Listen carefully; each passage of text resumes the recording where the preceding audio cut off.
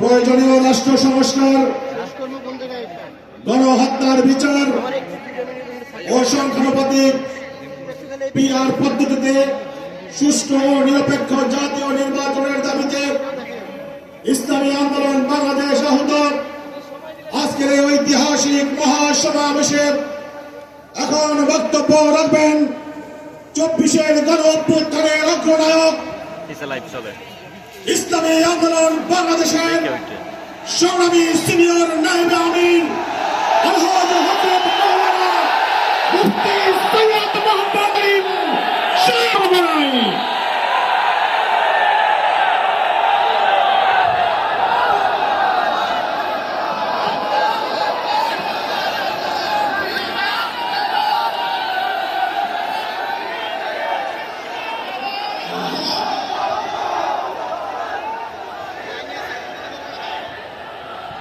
السلام عليكم ورحمة الله وبركاته.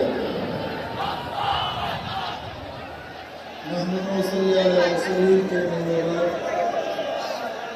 أعوذ بالله من الشيطان الرجيم. بسم الله الرحمن الرحيم. إن الحكم إلا لله. صدق الله العظيم. সবাই বলি সাল্লাল্লাহু আলাইহি ওয়াসাল্লাম। ইসলামী আন্দোলন বাংলাদেশ কর্তৃক আয়োজিত আজকে মহাসমুদ্রের সম্মানিত সভাপতি আমাদের সিয়ারেতাস হযরত বিশাহুর জমরা জামা কারখান আলিয়া মনসুরুষ্ট জাতির শ্রেষ্ঠ সন্তান শ্রদ্ধাভাজন ওলামায়ে কেরাম,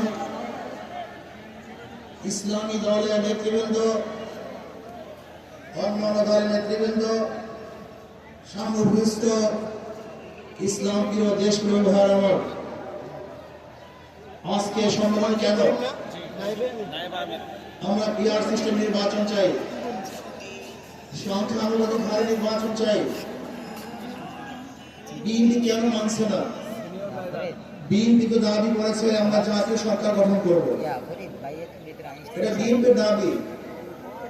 আর জাতীয় সরকার গঠন করার জন্য সবচেয়ে ভালো পদ্ধতি পিআর সিস্টেম নির্বাচন।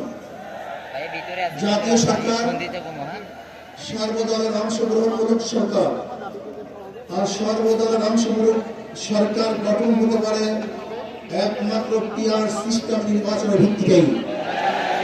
তাহলে কেন বিএনপি মানুষের কারণটা কেন বুঝি না?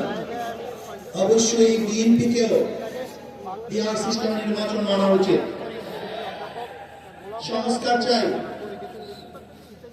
বিএনপি বলছে আমরা সরকার গঠন করে ক্ষমতায় গিয়ে সংস্কার করব।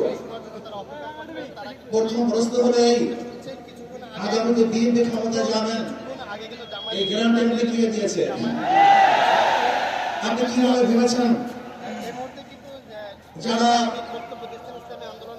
96 থেকে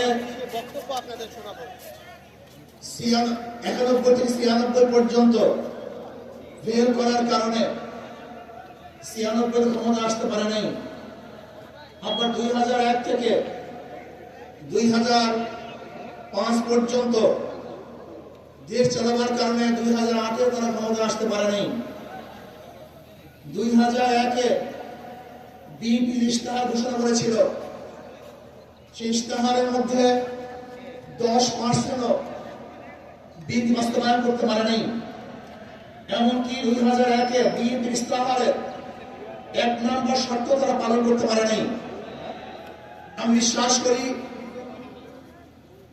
আগামীতে ক্ষমতা কে যাবে না না যাবে জানি না, কিন্তু বাংলাদেশের জনগণ কোন দুর্নীতিবাজ, চাঁদাবাজ, দখলবাজ, খুনিদেরকে আর ক্ষমতায় নিবে না। বাংলাদেশের জনগণ রক্ত দিয়েছে, জীবন দিয়েছে বাংলাদেশে চাঁদাবাজি করার জন্য নয়, খুন করার জন্য নয়, দেশকে দখল করার জন্য নয়, দুর্নীতি করার জন্য মানুষ রক্ত দেয়, জীবন দেয় নাই। বাংলাদেশের মানুষ জীবন দিয়েছিল, মানুষ মুক্তি পাবে, শান্তি পাবে। আমার গরিব দুঃখী মানুষ ক্ষুধার্ত থাকবে না, বাংলাদেশের একজন মানুষও খোলা আকাশের নিচে থাকবে না, বাংলাদেশের একজন গরিব বস্ত্রহীন থাকবে না। আমার বাংলাদেশের কোন মানুষ গুম হবে না, খুন হবে না। বাংলাদেশের কোন ব্যবসায়ীকে চাঁদা দিতে হবে না। বাংলাদেশের প্রত্যেক নাগরিক অধিকার বাস্তবায়ন হবে। তারা শান্তিতে বসবাস করতে পারবে, নির্বিঘ্নে ঘুমাতে পারবে। আমার মা বোনরা ইজ্জত দিয়ে রাস্তায় চলাফেরা করতে পারবে। বাংলাদেশের মসজিদ থাকবে, মাদ্রাসা থাকবে, দাড়ি থাকবে, টুপি থাকবে। দাড়ি পরে আক্রমণ করতে পারবে না, টুপিকে ছিনিয়ে কেউ নিতে পারবে না, ইসলামের বাইরে কেউ পেশ করতে পারবে না। দ্বিতীয়বার দাড়ি টানবে, এই দৃশ্য দেখার জন্য শক্তি নেই। মৌলবাদী মিথ্যা আন্দোলন করবে, মৌলবাদী গাড়ি দিবে। আজকে টুপি তালিবানের ক্ষমতা যেতে দেবে না। এই স্লোগান শোনার জন্য শক্ত দেয় নাই। এই দৃশ্য দেখার জন্য বুকের টাকা রক্ত জমিনে ফেলে দিয়ে কোনো শাহাদাত পালন করে নাই। বাংলাদেশের মানুষ শাহাদাত পালন করেছিল এই জাতিকে মুক্তি দেওয়ার জন্য, কোরআন ও সুন্নাহর আইন বাস্তবায়ন করার জন্য। বাংলাদেশের মানুষ ওই ভারতের গোলামি করার জন্য রক্ত দেয় নাই। বাংলাদেশের মানুষ ভারত আমাদের দেশের প্রত্যেক নেতৃত্ব করবে, আমেরিকা আমাদের দেশের প্রত্যেক নেতৃত্ব করবে। এর জন্য বাংলাদেশের মানুষ জীবন দায়ে রক্ত দেয় নাই।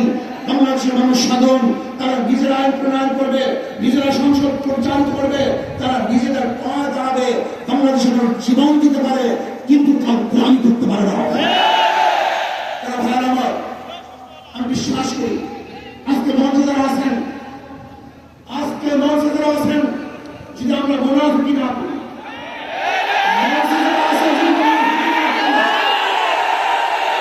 মুখের এবং কাজের পথে একসাথে থাকেন, মুখের সাথে কাজের সাথে মিল থাকেন, আমি এই লক্ষ জনতার সামনে পছন্দ করে বলতে পারি আগামীতে ক্ষমতা দেবে ইসলাম, ক্ষমতা দেবে ইসলাম।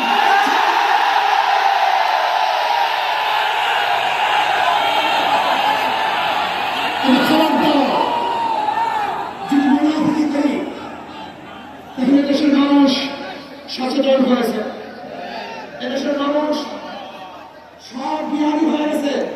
বিশ্বাস করবেন না, একজন রিক্সাওয়ালার, ঠেলাওয়ালার, কুলি বুদ্ধিগুলোর বক্তব্য শুনলে আমরা আশ্চর্য হয়ে যাই। বাংলাদেশের মানুষ কত সচেতন, তারা কত সচেতন হয়েছে। যদি আমরা মুনাফিকি না করি, যদি আমরা ঐক্যবদ্ধ থাকি, বাংলাদেশে একটা বাক্স ইসলামের নাম দিতে পারি। যেরকম আমেরিকা এবং ওই সারাস ইসরায়েল ইরানের আক্রমণটা ভেবেছিল মুহূর্তের মধ্যে নিশ্চিত করে দিবে, কিন্তু আক্রমণ করার পর দেখেছে ইরানের গুহার থেকে কোথা থেকে বম মিসাইল চলে আসছে।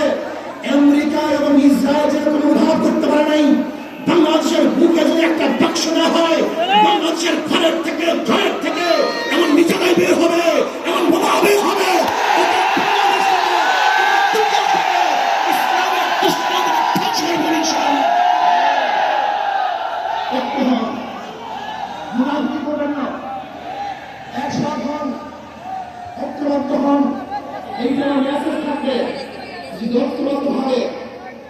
ক্ষমতার লোককে সংগ্রহণ করে আমি ক্ষমতা দিতে চাই না, ইসলামকে ক্ষমতা দিতে চাই। আমি ক্ষমতা চাইতে চাই না, কোরআন ও সুন্নাহকে ক্ষমতা দিতে চাই।